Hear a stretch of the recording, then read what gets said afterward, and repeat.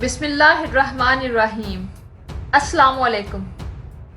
آذربائیجان کے ہاتھوں آرمینیا کی ٹھکائی۔ ایران آذربائیجان کے خلاف کیوں ہے اور آذربائیجان میں ترکی کے ساتھ کیا پاک فوج موجود ہے؟ تفصیل میں جانے سے پہلے میری آپ سے گزارش ہے کہ میرا چینل سبسکرائب کر لیں تاکہ میری ہر نئی ویڈیو کا نوٹیفیکیشن آپ کو مل سکے۔ ناظرین، آج کل آپ لوگ آذربائیجان اور آرمینیا کے درمیان جو جنگ چھڑی ہوئی ہے اس کی خبریں سن رہے ہیں۔ آرمینیا اور آذربائیجان کے درمیان اس جنگ کی وجہ ایک متنازع علاقہ نگورنو کاراباخ ہے۔ اس جنگ میں ترکی آذربائیجان کا ساتھ دے رہا ہے۔ اس جنگ میں پاکستان کہاں کھڑا ہے؟ کیا پاکستانی فوجیں آذربائیجان کی لڑائی میں ان کی مدد کر رہی ہیں؟ یہ باتیں میں آپ کو بعد میں بتاؤں گی۔ پہلے ہم آذربائیجان اور نگورنو کاراباخ کی تاریخ پر ایک سرسری سی نظر ڈال لیتے ہیں۔ بہنوں بھائیوں، آرمینیا اور آذربائیجان کا جو علاقہ ہے 1988 سے لے کر اب تک مختلف قسم کے جھگڑوں کا مرکز رہ چکا ہے۔ اس علاقے کی تاریخ بڑی عجیب و غریب ہے۔ نگورنو کاراباخ اور آرمینیا کے لوگ زمانہ قدیم سے عیسائی تھے، یعنی حضرت عیسیٰ کی پیدائش کو 300 سال ہی ہوئے تھے کہ یہاں کے لوگ عیسائی ہو گئے تھے اور روم اور گریک جیسے بہت بڑے چرچ سے ان کا تعلق تھا۔ ناظرین، مزے کی بات یہ ہے، یہاں سے بہت دور کوہ کاف کے آس پاس آذربائیجان اور آرمینیا کے علاقے ہیں۔ جی ہاں، یہ وہی کوہ کاف ہے جس کا ذکر ہم بچپن میں جنوں اور پریوں کی کہانیوں میں سنتے آئے ہیں۔ ایران اور تہران کی جانب سے ایک راستہ اس خوبصورت پہاڑی علاقے کی جانب جا نکلتا ہے۔ یہ جگہ ہی خوبصورت نہیں بلکہ یہاں کے لوگ بھی بہت خوبصورت ہیں۔ حضرت عمر رضی اللہ عنہ کے زمانے میں جب ایران فتح ہوا تو مسلم افواج کا اگلا پڑاؤ آذربائیجان میں ہوا، مگر چونکہ یہاں کے لوگوں کی اکثریت عیسائی تھی تو مسلمانوں نے ان سے کہا کہ آپ اپنے میں سے ہی کوئی حاکم چن لیں جو کہ ہماری تصدیق کے بعد آپ پر حکمرانی کرے گا اور آپ لوگ اپنی مرضی کے مطابق اپنے مذہب پر کاربند رہتے ہوئے زندگی گزار سکیں گے۔ ناظرین، وقت گزرنے کے ساتھ ساتھ آذربائیجان میں اسلام بہت پھیلا اور ان علاقوں کے اوپر بنو امیہ، بنو عباس، سلجوق اور آخر میں خلافت عثمانیہ قائم رہی۔ یہاں اہم بات یہ ہے کہ خلافت عثمانیہ کے ترک کزنز تھے۔ ان میں سے ایک صفوی خاندان تھا جنہوں نے ایران پر اقتدار قائم کیا اور آذربائیجان کو بھی اس کے ساتھ ملا دیا۔ صفویوں نے بزور شمشیر لوگوں کو شیعہ بنانا شروع کر دیا۔ اس مقصد کے لیے وہ صوفیہ کو بھی قتل کرنے سے باز نہ آئے۔ چنانچہ اس وقت ایران کے بعد آذربائیجان میں بڑی تعداد میں اہل تشیع موجود ہیں۔ ساتھیوں، جس وقت خلافت عثمانیہ کا شیرازہ بکھر رہا تھا، انگریزوں نے آذربائیجان کا علاقہ فتح کر لیا تھا، مگر ساتھ ہی روس میں انقلاب آ گیا اور نگورنو کاراباخ کے لوگوں نے کمیونسٹوں کا ساتھ دیا اور سوچا کہ شاید یہ لوگ ہمیں آزادی دلا دیں۔ مگر جب ان کی حکومت آئی تو انہوں نے کہا کہ ہم تو کسی مذہب کو مانتے ہی نہیں، نہ تو یہاں مسلمانوں کی کوئی مسجد رہے گی اور نہ ہی عیسائیوں کی صلیب رہے گی۔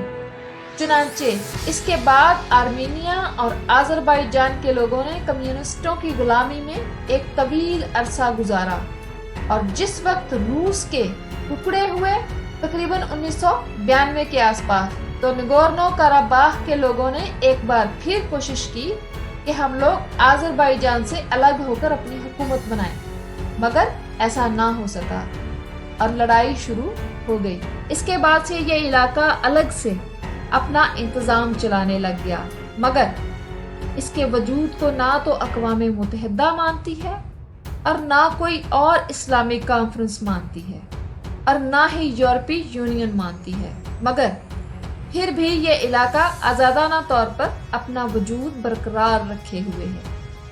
यही वो इलाका है जिस पर आज़रबाईजान अपना कब्जा समझता है और आर्मीनिया वालों का कहना है कि ये इलाका उनका है। चुनांचे अब तक की सूरत हाल के मुताबिक इस जंग में आज़रबाईजान को आर्मीनिया पर सबकत हासिल है और आर्मीनिया की अच्छी खासी धुलाई हो रही है और उनका बहुत सा फौजी नुकसान हो रहा है।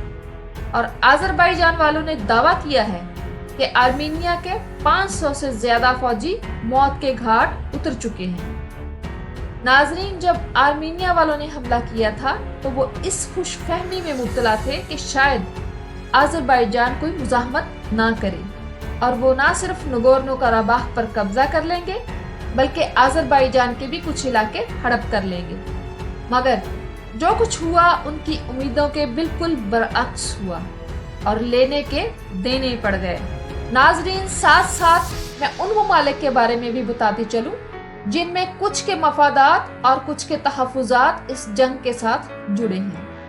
ईरान, रूस, फ्रांस, इंडिया वगैरह आर्मीनिया की हमदर्दी में खड़े हैं, जबकि दूसरी जानिब तुर्की, पाकिस्तान और चीन आज़रबाईजान को सपोर्ट कर रहे हैं।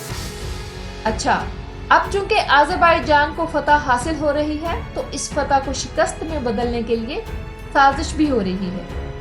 इंडिया ने ऐलान किया है कि पाकिस्तान की फौज आज़रबाईजान में आर्मीनिया के खिलाफ जंग लड़ रही है और सबूत के तौर पर सोशल मीडिया और टीवी पर 2 ऐसे लोगों की टेलीफोनिक गुफ्तगू सुनवाई गई है जिससे ये जाहिर होता है कि पाकिस्तानी फौज तो आज़रबाईजान में मौजूद है और उनकी मदद कर रही है। अब इस खबर को फैलाने के पीछे इंडिया का असल मकसद क्या था? मकसद ये था कि दुनिया को बताया जाए कि आज़रबाईजान में तो पाकिस्तानी फौज जाकर मदद कर रही है और तुर्की की फौज भी मौजूद है, लिहाजा आर्मीनिया को बचाने के लिए भी उसके इत्तेहादियों को वहां अपनी फौजें उतारनी चाहिए। यानी ये बताने की कोशिश की गई है कि पाकिस्तान दूसरे इलाकों में जाकर मुदाखलत कर रहा है और ये इंटरनेशनल लॉ की खिलाफ वर्जी कर रहा है और इंडिया की तरफ से ये कोशिश हो रही है कि पाकिस्तान के खिलाफ इसका केस बने, बिल्कुल इसी तरह जिस तरह फैटफ का केस है। बहरहाल पाकिस्तान ने इस बात की भरपूर तरदीद की है और कहा है कि अगरचे जंग के इन हालात में पाकिस्तान आज़रबाईजान की खुलकर हिमायत करता है, मगर पाकिस्तान ने अपनी फौज आज़रबाईजान में नहीं भेजी। नाजरीन, रूस और ईरान की हमदर्दियां इसलिए आर्मीनिया के साथ हैं क्योंकि रूस और ईरान आर्मीनिया की फ़ज़ाई हदूद इस्तेमाल करते हैं और रूस ने आर्मीनिया में अपने फौजी अड्डे भी बना रखे हैं और गैस और एनर्जी की सारी सप्लाई जो आर्मीनिया के रास्ते यूरोपीय मुल्कों को जा रही है, इसके मुतासर होने का शदीद खदशा है। चुनांचे इन सारे खदशात से निजात पाने के लिए वही ममालिक सालसी का किरदार अदा कर रहे हैं और उन्हीं ममालिक ने जंग बंदी की अपील की है। याद रहे कि 2010 में भी रूस, अमेरिका, फ्रांस सालसी का किरदार अदा कर चुके हैं। ये ममालिक सालसी में भी डंडी मार जाते हैं, जैसे फलस्तीन और कश्मीर के मामलात में इन्होंने किया है, यही कुछ वो आज़रबाईजान के मामले में भी करना चाहते हैं। साथियों, ईरान के बाद आज़रबाईजान में बड़ी तादाद में अहले तशी मौजूद हैं। होना तो ये चाहिए था कि ईरान अपने हममसलक भाइयों का साथ देता और हमदर्दी के तौर पर उनके साथ खड़ा होता, मगर हुआ इसके बिल्कुल बरअक्स। भाइयों बहनों, हैरत अंगेज तौर पर ईरान आज़रबाईजान की बजाय आर्मीनिया के साथ हमदर्दी जता रहा है। इसकी एक वजह तो ये है कि वो आर्मीनिया की फ़ज़ाई हदूद इस्तेमाल करता है और दूसरी बड़ी वजह ये है कि ईरान में तकरीबन 20 मिलियन आज़रबाईजानी अरसा दराज से मुकीम हैं। ईरान को ये खदशा है कि अगर आज़रबाईजान ये जंग जीत जाता है तो उनके अपने मुल्क में मौजूद आज़रबाईजानियों के हौसले बढ़ जाएंगे और वो भी अपने हकूक के लिए आवाज बुलंद कर सकते हैं। साथियों, दूसरी तरफ फ्रांस इस वक्त शदीद अदम इस्तेहकाम का शिकार है और उसकी सबसे बड़ी वजह यह है कि वहाँ 60 लाख मुसलमान हैं और ये तादाद मुसलसल बढ़ रही है और वहाँ मुसलमान और मुसलमानों का कल्चर परवान चढ़ रहा है اور وہاں پر مسلمانوں کو قانون سازی کے ذریعے دبانے کی کوشش کی جا رہی ہے۔ ساتھیوں، فرانس میں مسلمانوں کو مختلف پابندیوں کا سامنا ہے۔ کبھی عبادات پر پابندی تو کبھی دوپٹے پر پابندی اور کبھی مسلم ثقافت پر پابندی۔ ان پابندیوں کے باوجود فرانس میں مذہب اسلام بڑی تیزی سے ابھر رہا ہے۔ فرانس میں اسلام دوسرا بڑا مذہب بن چکا ہے اور فرانس کو اس بات کی بے انتہا تکلیف ہے۔ ساتھیوں، اب تو فرانس کے صدر نے بھی واضح طور پر اعلان کر دیا ہے کہ وہ فرانس میں مسلمانوں کو پھلتے پھولتے ہرگز برداشت نہیں کر سکتا، اور اس کے ساتھ ہی فرانس نے یہ بھی اعلان کیا ہے کہ ترکی آذربائیجان میں اپنے مجاہدین بھیج رہا ہے، اور یہ چیز فرانس ہرگز برداشت نہیں کر سکتا۔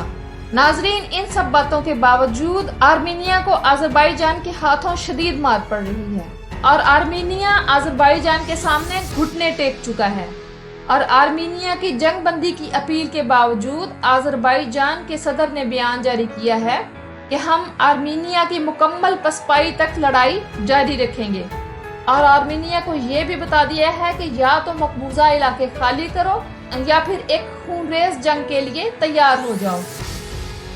ناظرین، یہاں سب سے مزے والی بات یہ ہے کہ مار آرمینیا کو پڑ رہی ہے اور چیخیں فرانس اور بھارت کی نکل رہی ہیں۔ اس کے ساتھ ہی میں اپنی آج کی ویڈیو کا اختتام کرتی ہوں۔ اپنی اگلی ویڈیو کے ساتھ جلد ہی آپ کی خدمت میں حاضر ہوں گی، تب تک کے لیے اللہ حافظ۔